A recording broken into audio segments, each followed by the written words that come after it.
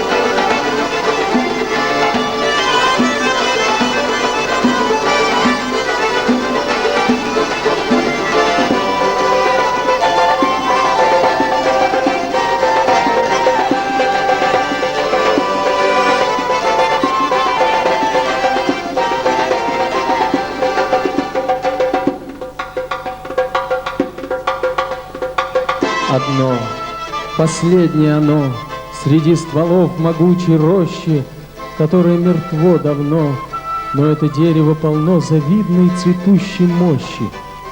Пожары часто ветви жгли, и уж погибнуть не пора ли, хватало и ручья, и тли, и ураганы из земли с корнями древа вырывало.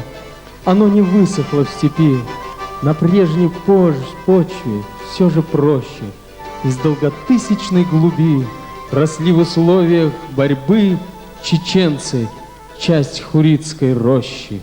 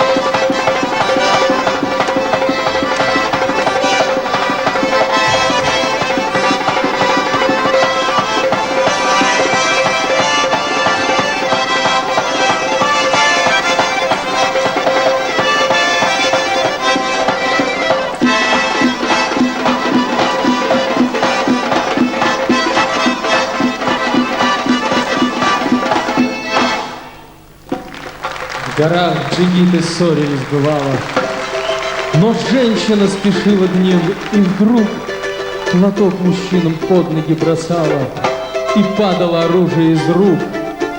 О, женщины, пока в смертельной злости не подняли мечей материки, мужчинам под ноги скорее бросьте свои в слезах намокшие платки.